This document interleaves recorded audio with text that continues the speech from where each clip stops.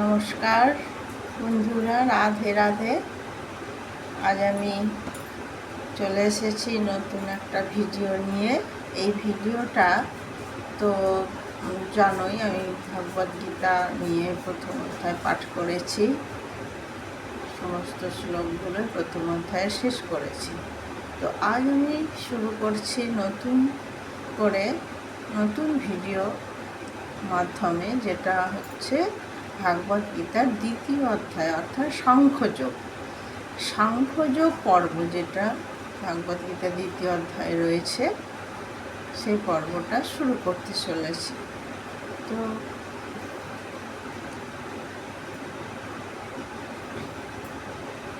নমস্কার, রাধে রাধে। তোমরা আশা করি সবাই ভালো আছো। ভগবানের কৃপায়, ভগবান শ্রীকৃষ্ণের কৃপায়, রাধারানীর কৃপায় সকলে ভালো আছো। তো আমিও ভালো আছি। তো শুরু করা যাক ভাগবদ্গীতার সাংখ্যযোগ পর্বের প্রথম শ্লোক। তাই রাখবো ভগবদ্গীতা। নমস্কার করি। ওম নমো ভগবতে বাসুদেবায়। ওম নমো ভগবতে বাসুদেবায়। ওম নমো ভগবতে বাসুদেবায় নমঃ। মন দিয়ে সবাই শুনবে ভাগবদ্গীতার পাঠ। এটা ভাগবদ্গীতার পাঠ শোনা ভালো, পড়াও ভালো। পড়লে মন শান্তি হয়, সংসার শান্তি হয়। শ্রীকৃষ্ণের যে বাণী, মুখাশ্রিত বাণী, সেগুলো শুনলে অনেক সংসারে অনেক উপকার হয়। ঝগড়া শান্তি দূর হয়, সমস্ত মানুষকে জানা যায়, চেনা যায়, ধর্মের পথে চলা যায়। মেন কথা, ধর্ম নিয়েই তো শ্রীকৃষ্ণ বলেছেন। যখন ধর্মের হানি হয়, তখনই ভগবান শ্রীকৃষ্ণ অবতারিত হয়ে। তাই দাপর যুগে ধর্মের উদ্দেশ্যেই তিনি জন্মেছিলেন, অধর্মকে নাশ করবেন। প্রচুর অধর্ম অসত্য হয়ে গিয়েছিল বলেই তিনি দাপর যুগে শ্রীকৃষ্ণ রূপে অবতারিত হয়েছিলেন। তো নমস্কার, শুরু করা যাক দ্বিতীয় অধ্যায় সাংখ্যযোগ 1 নম্বর শ্লোক। সঞ্জয় উবাচ তং তথা কৃপয়াবিষ্টমশ্রুপূর্ণাকুলেক্ষণম বিষিদন্তমিদং বাক্যমুবাচ মধুসূদন। অনুবাদ। সঞ্জয় বললেন অর্জুনকে, এইভাবে করুণার্দ্র, ব্যাকুল ও অশ্রুসিক্ত দেখে মধুসূদন শ্রীকৃষ্ণ এই কথাগুলি বললেন। তাৎপর্য: জাগতিক করুণা, শোক ও চোখের জল প্রকৃত সত্তা সম্বন্ধে অজ্ঞানতার বহিঃপ্রকাশ। শাশ্বত আত্মার জন্য করুণার অনুভবই আত্মোপলব্ধি। এই শ্লোকে মধুসূদন শব্দটি তাৎপর্যপূর্ণ। শ্রীকৃষ্ণ মধু নামক দৈত্যকে হত্যা করেছিলেন এবং এখন অর্জুন চাইছেন অজ্ঞাত রূপ যে দৈত্য তাকে তার কর্তব্য কর্ম থেকে বিরত রেখেছে, তাকে ভগবান শ্রীকৃষ্ণ হত্যা করুন। করুণার প্রয়োগ কোথায় হওয়া উচিত তা কেউই জানে না। যে মানুষ ডুবে যাচ্ছে, তার পরনের কাপড়ের প্রতি করুণা প্রদর্শন করাটা নিতান্তই অর্থহীন।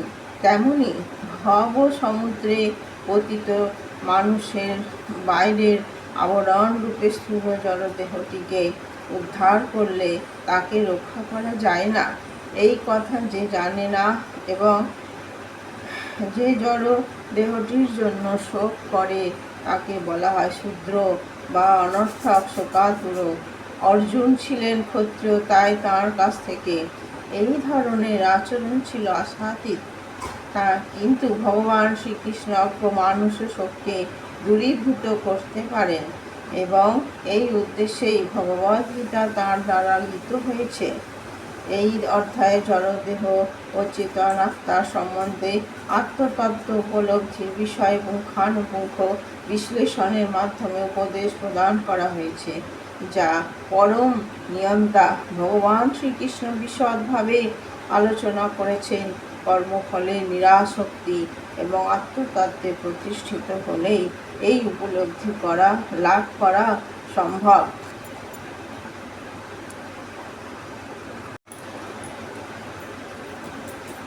দ্বিতীয় নম্বর শ্লোক। শ্রী ভগবানুবাচ কুতস্তা কস্মলমিদং বিষমে সমুপস্থিতং অনার্য জুষ্টম স্বর্গম কীর্তি করম অর্জুন। অনুবাদ। পরমেশ্বর ভগবান বললেন, প্রিয় অর্জুন, এই ঘোর সংকটকালে অনার্যের মতো এই সমস্ত কলুষতা কিভাবে তোমার মধ্যে এলো? জীবনের মূল্যবোধ সম্বন্ধে জ্ঞাত মানুষের পক্ষে এই সমস্ত একদমই শোভনীয় নয়। তা তোমাকে ঊর্ধ্বলোকে উন্নীত করবে না, পক্ষান্তরে অপযশ প্রদান করবে। তাৎপর্য। শ্রীকৃষ্ণ পরমেশ্বর ভগবান অভিন্ন, তাই সমগ্র ভগবদ গীতায় শ্রীকৃষ্ণকে ভগবান বলে সম্বোধন করা হয়েছে। ভগবান হচ্ছেন পরম তত্ত্বের চরম সীমা। পরম তত্ত্ব উপনিষদের 3টি স্তর আছে।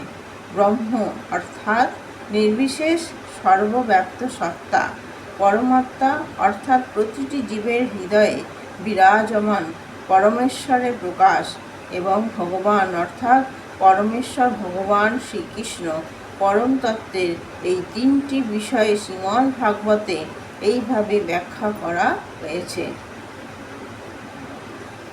বদন্তি তত্ত্বত্ব বিদস্তত্ত্বং যজ্ঞান মদ্বয়ং ব্রহ্মেতি পরমাত্মেতি ভগবানীতি শব্দত্বে। যা অদ্বয় জ্ঞান অর্থাৎ এক ও অদ্বিতীয় বাস্তব বস্তু, জ্ঞানীরা তাকে পরমার্থ বলেন। সেই পরম তত্ত্ব ব্রহ্ম, পরমাত্মা ও ভগবান, এই ত্রিবিধ সংজ্ঞার অভিব্যক্ত হয়। এই 3টি চিন্ময় প্রকাশ সূর্যের দৃষ্টান্তের মাধ্যমে বিশ্লেষণ করা যায়। সূর্যেরও 3টি বিভিন্ন প্রকাশ রয়েছে, যেমন সূর্যরশ্মি, সূর্যালোক ও সূর্য গোলক। সূর্যরশ্মি সম্বন্ধে জানা হলো প্রাথমিক স্তর। সূর্যগোলক সম্বন্ধে জানা আরও উচ্চ স্তরের, এবং সূর্যলোকে প্রবেশ করে সূর্য সম্বন্ধে জ্ঞান লাভ করা হচ্ছে সর্বোচ্চ। প্রাথমিক স্তরের শিক্ষার্থীরা সূর্য কিরণ সম্বন্ধে জেনেই সন্তুষ্ট থাকেন। তার সর্বব্যাপকতা এবং তার নির্বিশেষ রশ্মিচ্ছটা সম্বন্ধে যে জ্ঞান, তাকে পরম তত্ত্বের ব্রহ্ম উপলব্ধির সঙ্গে তুলনা করা যেতে পারে। আরও উন্নত স্তরের শিক্ষার্থীরা সূর্যলোকের সম্বন্ধে অবগত হতে পারেন, যে জ্ঞানকে পরম তত্ত্বের পরমাত্মা উপলব্ধির সঙ্গে তুলনা করা যেতে পারে। আর যে সমস্ত শিক্ষার্থীরা সূর্যলোকের অন্তঃস্থলে প্রবিষ্ট হয়েছেন, তাদের জ্ঞান পরম তত্ত্বের সর্বোত্তম সবিশেষ রূপ সম্বন্ধে অবগত হওয়ার সঙ্গে তুলনা করা যেতে পারে। তাই ভক্তবৃন্দ বা যে সমস্ত পরমার্থবাদী পরম তত্ত্বের ভগবৎ স্বরূপ উপলব্ধি করতে পেরেছেন, তারাই সর্বোচ্চ স্তরে অধিষ্ঠিত পরমার্থবাদী। যদিও সমস্ত পরমার্থবাদীরাই সেই একই পরম তত্ত্বের অনুসন্ধানে রত।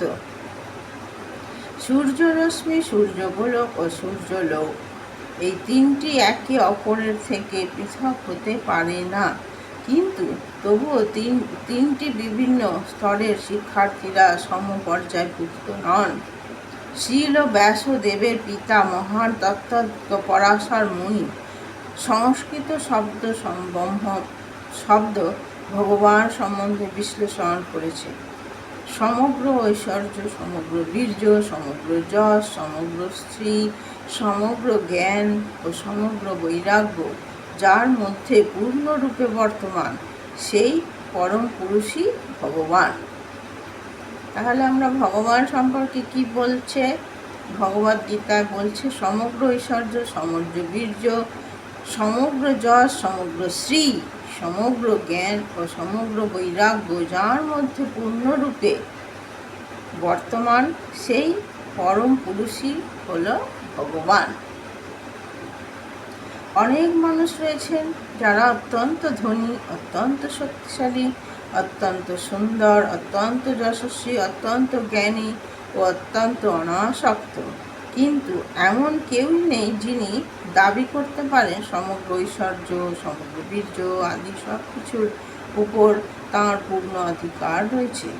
কেবল শ্রীকৃষ্ণই তা দাবি করতে পারেন, কারণ তিনি পরমেশ্বর ভগবান।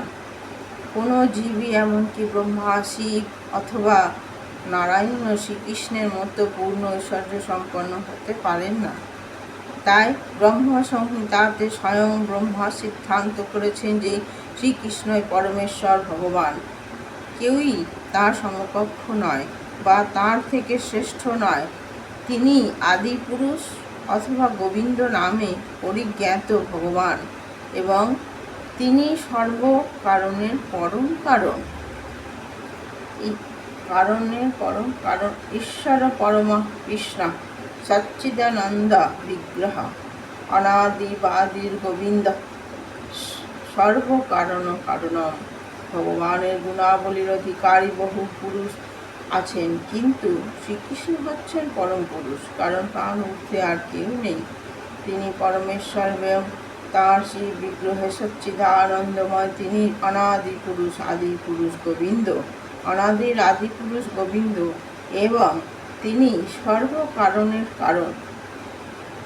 ভাগবতে পরমেশ্বর ভগবানের অনেক অবতারের উল্লেখ আছে, কিন্তু সেখানেও শ্রীকৃষ্ণকে আদি পুরুষ ভগবান রূপে বর্ণনা করা হয়েছে, যার থেকে বহু বহু অবতার ও ঈশ্বর বিস্তার লাভ করে। এতে চাংস কলা পুংস কৃষ্ণস্তু ভগবান স্বয়ং ইন্দ্র ঋব্বাকিউলং লোকং মূঢ় অন্তি যুগে যুগে।